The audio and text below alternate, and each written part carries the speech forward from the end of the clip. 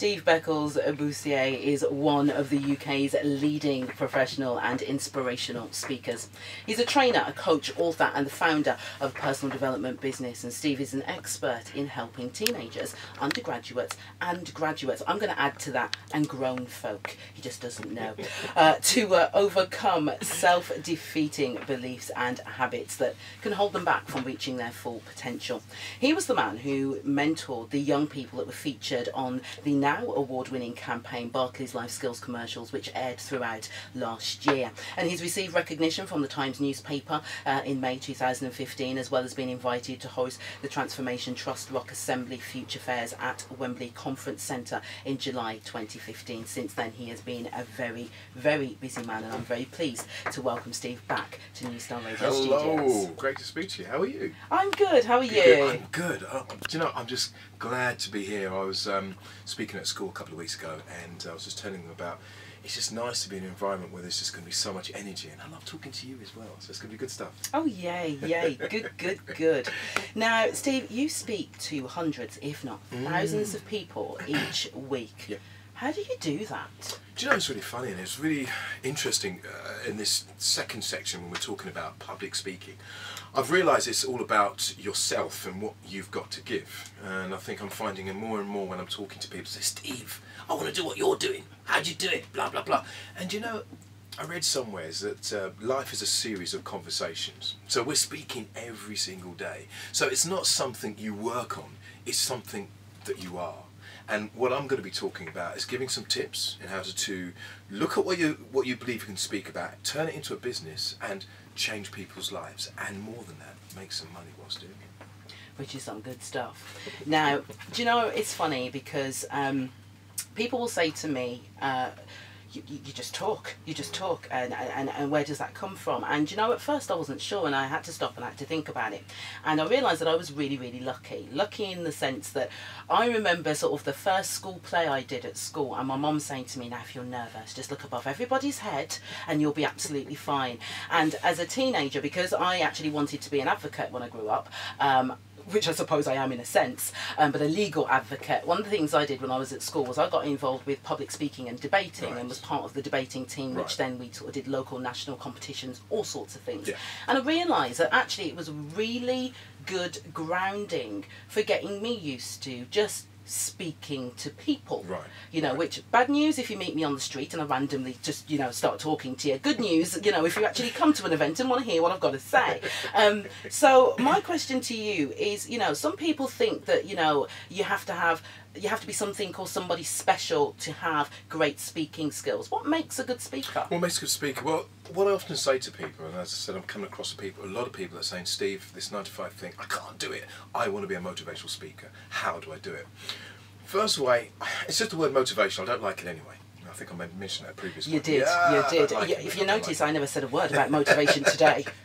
I think it's about inspiration. It's about inspiring someone to do something they weren't going to do prior to speaking to you. All right, that's the power of speaking. So what I'm going to kind of talk about is look at how you can look at what you're good at and perhaps turn it into something that you want to do for the rest of your life. So benefits in speaking, there's loads of them. One of the things I often say to people is that being a speaker, you don't need any qualifications.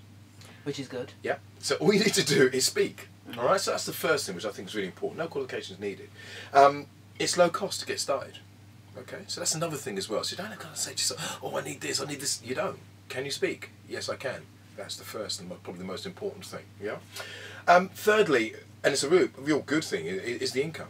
The potential is huge. I will say to you, I've been paid, and I'm not saying to impress, but just to press upon you, a day's work, £3,000, just doing some speaking. I couldn't believe it, but it was because I had something that they didn't have. And we've got this in all of us. And I think if you can bring that out, that's going to make the difference. 4, I think what's good about speaking is a good confidence thing. You know, you are the centre of what's going on. You walk in, everyone goes quiet, they're looking at you. And I feel a lot of times in life, and I know people a lot in jobs, they just don't like the job they're in. And when you can get to a job that people are actually looking, A, to pay you, but B, you're the centre of the stage, you're the person we're going to respect, I think that's a real powerful tool. I think also looking at the opportunities to travel. I went to Austria 2 weeks ago, and I was in Spain 6 months ago. I'm travelling a lot, doing what I love doing with a passion, with a drive, all of those things. You can take time off when you want. Obviously when you're not working, you're not earning, so you've got to be careful of that. But the most important thing is to bear in mind, it's your time. And finally, and I think it's the most important thing, is making a difference into people's lives. When you can speak, and I did a talk for some parents a couple of weeks ago, and the parents, when they first came in, were upset about how they feel their child was doing, etc. By the time I finished with them, it was only an hour. They were going away thinking, you know what, you've changed the way I'm looking at my son and daughter.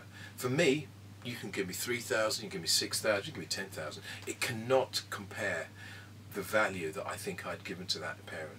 So speaking has all of those facets, but obviously the question is, how do I get into it? Absolutely. And well, actually, yeah, we may as well explore that now. There's a couple of things I'm going to bring you back to, though, a little bit later. But yeah, I mean, how do you start? Because I think the starting point, if anything, is subject. Like, how do you even think, well, what do I talk about? Yeah, it's trying to find out what you want to talk about. I think one of the things I've always realised is that it's about passion. What drives you? If you can find something you're really passionate to talk about, you will just talk and talk and talk and talk. And I'm sure you've got friends that say, "Why, you've been talking a long time now, but it's my passion that drives me." Do you know, my mum was the first person to tell me to shut up.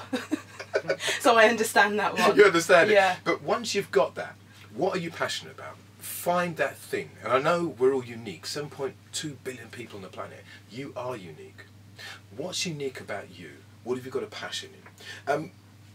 That's all well and good, but you have to find a pain. That sounds really strange, but I do a lot of business programs, and I often say, before you set your business up, find the pain. When you find the pain, you've then got a business, because people want to pay to alleviate the pain. So it's not difficult. Look around, listen to your friends, look on the TV. There are a lot of people that are upset about where they are. I just heard on the news, actually, the job redundancies of some of the coal mines. Yeah. Major things. So people are in a state where they want to change where they're at. If you've had experience in that, and most of us have, where you've kind of been in a job, you've disliked it, and I don't know, you've either left the job or you were made redundant, you had a change, and you can talk about that experience. Yeah? So again, looking at what you're passionate about, what are the pains out there? What's your experience of the pain? There was a talk a couple of weeks ago, and a young man came in doing a talk to adults trying to change their lives. I was speaking after him. This guy must have been about 22 years of age. Now, age is not everything, and I'm not disrespecting him because he was young, but what experience are you going to bring to these guys who are 40s and their 50s, just been made redundant, etc.? So look carefully at your experience. What have you gone through? Because I think that is going to be the measure of how far those people want to go with you. Then ultimately, what solutions have you got?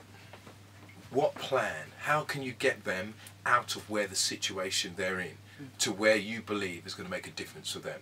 So those things you need to look at. Look at those 4 things. What you're passionate about. What are the pains out there? What experience have you got about those pains? And most importantly, what solutions do you have? Now, I think you raised a really important point, because age sometimes comes into that as a factor. And in fact, I mean, when I started speaking, actually I was in my mid-20s, and probably, you know, just descended on some poor unsuspecting people and just started talking. But if you are young and you're thinking, but I still feel like I have a voice, how do you actually do that? How do you build that credibility so that somebody who is a little bit older and more mature is going to take notes? Good question. Most important thing about speaking at any age is to become an expert at it. Okay? So when you're an expert at something, people will listen. And it doesn't matter how old you are, because what's happened, you've invested all of the time into you being the person you are. I read somewhere, it's not what you put into the hours, it's the energy that you put into the hours. It's not just the hour, it's what energy you're putting into that hour, what you're actually doing with that hour. So create in yourself that niche, what you're good at, what you love talking about. And don't worry if there's loads of people talking about the same thing, because you're unique. And I read somewhere that average is the road of least resistance. So don't kind of go the easy route and talk about, oh, the trouble, the gangs, etc., which is obviously a serious topic. Look it into detail. Why do you think there are? What's your experiences? Because it's something, if you've got that uniqueness about you, people will pick it up. Because there's loads of people speaking nowadays, but why is it that we're into Les Brown instead of maybe Zig Ziglar? Why are we into Jim Rohn instead of Dr. Wayne Dyer? Because they're unique. They're all speakers, but they have a uniqueness about them. So for the young guys out there, think about what's unique about you and just focus on it as much as you can, because that's what's going to make a difference for you. You know, absolutely, absolutely. And I mean, even just to give an example that I could give from real life, really, is that one thing I picked up on being young was I had to knock out what I called the objections before they came. So I'd come in and I'd be trying to win somebody's business or in some way, shape or form impress myself upon them. And I learned to think, well, what would they be thinking? And to deal with that almost off the bat. And one of the things I used to say when I was 25, oh gosh, the good old days. A couple of years ago, yeah? Yeah, a couple of years ago, that's it, exactly.